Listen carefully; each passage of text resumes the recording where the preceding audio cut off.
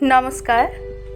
ঠাকুরমা স্বামীজির সকল ভক্তকে জানাই সকলের মা শ্রীমা সারদা চ্যানেলে সুস্বাগতম। ঠাকুরমা স্বামীজির কৃপায় আশা করি আপনারা সকলে ভালো আছেন। আজ পড়ব শ্রী শ্রী রামকৃষ্ণ কথামৃত। কথামৃতের তৃতীয় খণ্ডের নির্বাচনী কিছু অংশ।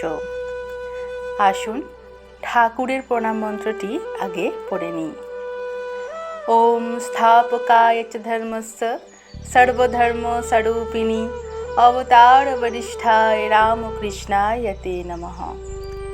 এবার পড়ি কথামৃতের প্রণাম মন্ত্রটি। তব কথামৃতম তপ্ত জীবনম কবিভিরীড়িতম কলমশাপহম শ্রবণমঙ্গলম শ্রীমদাততম ভুবি গিনন্তি যে ভূরিদা জনাঃ। ঠাকুর শ্রী রামকৃষ্ণ বলরামের দ্বিতলের বৈঠকখানায় ভক্ত সঙ্গে বসিয়া আছেন। সহাস্যবদন ভক্তদের সঙ্গে কথা কহিতেছেন। নরেন্দ্র, মাস্টার, ভবনাথ, পূর্ণ, পল্টু, ছোট নরেন, গিরিশ, রামবাবু, দ্বিজ, বিনোদ ইত্যাদি অনেক ভক্ত চতুর্দিকে বসিয়া আছেন। আজ শনিবার, বেলা ৩টে, বৈশাখ কৃষ্ণা দশমী, ৯ মে ১৮৮৫। বলরাম বাড়িতে নাই। শরীর অসুস্থ থাকাতে মুঙ্গেরের জলবায়ু পরিবর্তন করিতে গিয়াছেন। জ্যেষ্ঠা কন্যা ঠাকুর ও ভক্তদের নিমন্ত্রণ করিয়া আনিয়া মহোৎসব করিয়াছেন। ঠাকুর খাওয়া দাওয়ার পর একটু বিশ্রাম করিতেছেন। ঠাকুর মাস্টারকে বারবার জিজ্ঞাসা করিতেছেন, তুমি বলো আমি কি উদার? ভবনাথ সহাস্যে বলিতেছেন, উনি আর কি বলিবেন, চুপ করে থাকবেন। একজন হিন্দুস্থানি ভিখারি গান গাইতে আসিয়াছেন। ভক্তেরা দু একটি গান শুনিলেন। গান নরেন্দ্রের ভালো লাগিয়াছে। তিনি গায়ককে বলিলেন, আবার গাও। শ্রীরামকৃষ্ণ, থাক থাক, আর কাজ নাই। পয়সা কোথায়? নরেন্দ্রের প্রতি, তুই তো বললি। ভক্ত সহাস্যে, মহাশয় আপনাকে আমির ঠাউরেছে, আপনি তাকিয়া ঠেসান দিয়া বসিয়া আছেন। সকলের হাস্য। শ্রীরামকৃষ্ণ হাসিয়া, ব্যারাম হয়েছেও ভাবতে পারে। হাজরার অহংকারের কথা পড়িল। কোনো কারণে দক্ষিণেশ্বরের কালীবাড়ি ত্যাগ করিয়া হাজরা চলিয়া আসিতে হইয়াছিল। নরেন্দ্র, হাজরা এখন মানছে তার অহংকার হয়েছিল। শ্রীরামকৃষ্ণ, ও কথা বিশ্বাস করো না। দক্ষিণেশ্বরে আবার আসবার জন্য ওইরূপ কথা বলছে ভক্তদিগকে। নরেন্দ্র কেবল বলে, হাজরা খুব ভালো লোক। নরেন্দ্র, এখনও তো বলি। শ্রীরামকৃষ্ণ, কেন এত সব শুনলি? নরেন্দ্র, দোষ একটু, কিন্তু গুণ অনেকটা। শ্রীরামকৃষ্ণ, নিষ্ঠা আছে বটে। সে আমায় বলে, এখন তোমার আমাকে ভালো লাগছে না, কিন্তু পরে আমাকে তোমায় খুঁজতে হবে। শ্রীরামপুর থেকে একটি গোসাই এসেছিল, অদ্বৈত বংশ। ইচ্ছা ওখানে এক রাত্রি দুরাত্রি থাকে। আমি যত্ন করে তাকে থাকতে বললুম। হাজরা বলে কি, খাজানজির কাছে ওকে পাঠাও। এ কথার মানে এই যে দুধটুকু পাছে চায়, তাহলে হাজরার ভাগ থেকে কিছু দিতে হয়। আমি বললুম, তবে রে শালা, গোসাই বলে আমি ওর কাছে ষষ্ঠাঙ্গ হই, আর তুই সংসারে থেকে কামিনী কাঞ্চন লয়ে নানা কাণ্ড করে এখন একটু জপ করে এত অহংকার হয়েছে, লজ্জা করে না? সত্ত্বগুণে ঈশ্বরকে পাওয়া যায়, রজ তম গুণে ঈশ্বর থেকে তফাৎ করে। সত্ত্বগুণকে সাদা রঙের সঙ্গে উপমা দিয়েছে, রজগুণকে লাল রঙের সঙ্গে, আর তমগুণকে কালো রঙের সঙ্গে। আমি একদিন হাজরাকে জিজ্ঞাসা করলাম, তুমি বলো কার কত সত্ত্বগুণ হয়েছে? সে বললে, নরেন্দ্র 16 আনা, আর আমার 1 টাকা 2 আনা। জিজ্ঞাসা করলাম, আমার কত হয়েছে? তা বললে, তোমার এখনো লালচে মারছে, তোমার 12 আনা। সকলের হাস্য। দক্ষিণেশ্বরে বসে হাজরা জপ করত, আবার ওরই ভিতর থেকে দালালির চেষ্টাও করত। বাড়িতে কয় হাজার টাকা দেনা আছে, সেই দেনা শুধতে হবে। রাঁধুনি বামুনদের কথায় বলেছিল, ওসব লোকের সঙ্গে আমরা কি আর কথা কই? কি জানো, একটু কামনা থাকলে ভগবানকে পাওয়া যায় না। ধর্মের সূক্ষ্ম গতি। ছুঁচে সুতা পড়াচ্ছ, কিন্তু সুতার ভিতর একটু আঁচ থাকলে সূচের ভিতরে প্রবেশ করবে না। 30 বছর মালা জপে তবু কেন কিছু হয় না? ডাকুর ঘা হলে ঘুঁটের ভাবরা দিতে হয়, না হলে শুধু ঔষধে আরাম হয় না। কামনা থাকতে যত সাধনা করো না কেন, সিদ্ধিলাভ হয় না। তবে একটি কথা আছে, ঈশ্বরের কৃপা হলে, ঈশ্বরের দয়া হলে এক্ষণে সিদ্ধিলাভ করতে পারে। যেমন 1000 বছরের অন্ধকার ঘর, হঠাৎ কেউ যদি প্রদীপ আনে তাহলে এক্ষণে আলো হয়ে যায়। গরিবের ছেলে বড় মানুষের চোখে পড়ে আছে, তার মেয়ের সঙ্গে তাকে বিয়ে দিলে অমনি গাড়ি ঘোড়া, দাস দাসী, পোশাক, আসবাব, বাড়ি সব হয়ে গেল। একজন ভক্ত বলছেন, মহাশয়, কৃপা কীরূপে হয়? শ্রীরামকৃষ্ণ, ঈশ্বর বালক স্বভাব।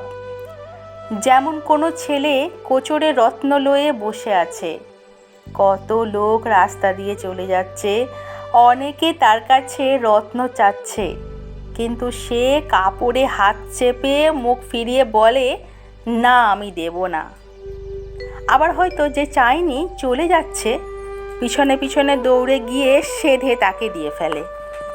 ঠাকুর বলছেন, ত্যাগ না হলে ঈশ্বরকে পাওয়া যায় না। আমার কথা লবে কে?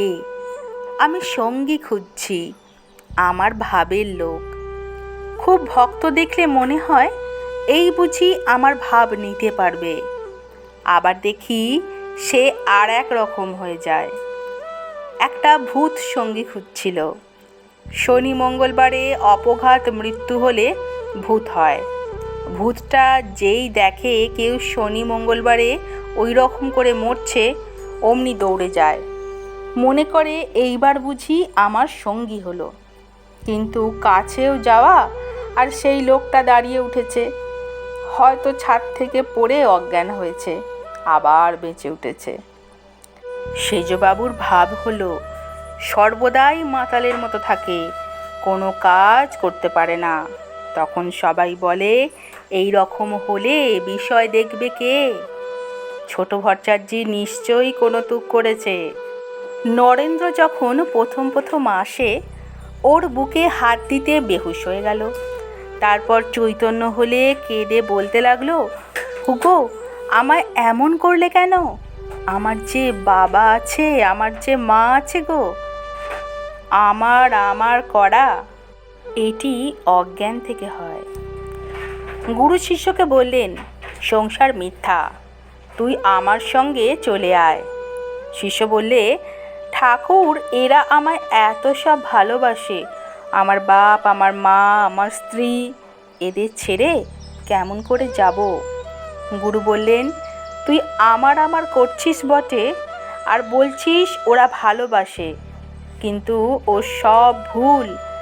আমি তোকে একটা ফন্দি শিখিয়ে দিচ্ছি, সেইটি করিস, তাহলে বুঝবি সত্য ভালোবাসে কিনা। এই বলে একটা ঔষধের বড়ি তার হাতে দিয়ে বললেন, এইটি খাস, মরার মতন হয়ে যাবি, তোর জ্ঞান যাবে না, সব দেখতে শুনতে পাবি। তারপর আমি গেলে তোর ক্রমে ক্রমে পূর্বাবস্থা হবে। শিষ্যটি ঠিক ওইরূপ করলে। বাড়িতে কান্নাকাটি পড়ে গেল। মা, স্ত্রী সকলে আছড়া পিছড়ি করে কাঁদছে। এমন সময় একটি ব্রাহ্মণ এসে বললে, কি হয়েছে গা? তারা সকলে বললে, এই ছেলেটি মারা গেছে। ব্রাহ্মণ মরা মানুষের হাত দেখে বললেন, সে কি, এ তো মরে নাই। আমি একটি ঔষধ দিচ্ছি, খেলেই সব সেরে যাবে। বাড়ির সকলে তখন যেন হাতে স্বর্গ পেলে। তখন ব্রাহ্মণ বললেন, তবে একটি কথা আছে, ঔষধটি আগে একজনের খেতে হবে, তারপর ওর খেতে হবে। যিনি আগে খাবেন তার কিন্তু মৃত্যু হবে। এর তো অনেক আপনার লোক আছে দেখছি, কেউ না কেউ অবশ্যই খেতে পারে। মা কি স্ত্রী, এরা খুব কাঁদছেন, এরা অবশ্যই পারেন। তখন তারা সব কান্না থামিয়ে চুপ করে রহিল। মা বললেন, তাই তো, এই বৃহৎ সংসার, আমি গেলে কে এইসব দেখবে শুনবে? এই বলে ভাবতে লাগলেন। স্ত্রী এই মাত্র এই বলে কাঁদছিল, দিদি গো, আমার কি হলো গো? সে বললে, তাই তো, ওর যা হবার হয়ে গেছে। আমার 2-3টি নাবালক ছেলে মেয়ে, আমি যদি যাই এদেরকে দেখবে? শিষ্য সব দেখছিল শুনছিল। সে তখন দাঁড়িয়ে উঠে পড়ল আর বললে, গুরুদেব চলুন, আপনার সঙ্গে যাই। সকলের হাস্য। আর একজন শিষ্য গুরুকে বলেছিল, আমার স্ত্রী বড় যত্ন করে, ওর জন্যেই গুরুদেব আমি যেতে পারছি না। শিষ্যটি হঠযোগ করত। গুরু তাকেও একটি ফন্দি শিখিয়ে দিলেন। একদিন তার বাড়িতে খুব কান্নাকাটি পড়েছে। পাড়ার লোকেরা এসে দেখে হঠযোগী ঘরে আসনে বসে আছে, এঁকে বেঁকে আড়ষ্ট হয়ে। সবাই বুঝতে পারলে তার প্রাণবায়ু বেরিয়ে গেছে। স্ত্রী আছড়ে কাঁদছে, ওগো আমাদের কি হলো গো, ওগো তুমি আমাদের কি করে গেলে গো, ওগো দিদি গো, এমন হবে তা জানতাম না গো।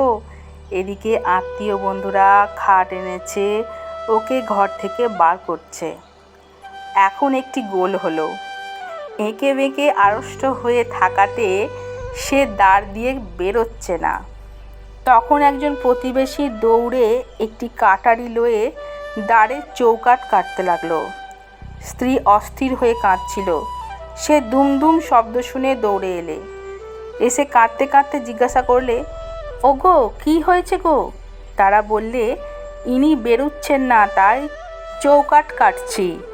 তখন স্ত্রী বললে, ওগো এমন কর্ম করো না গো, আমি এখন রার বেওয়া হলুম, আমার আর দেখার লোক নাই, কটি নাবালক ছেলেকে মানুষ করতে হবে, এ দোয়ার গেলে আর তো হবে না।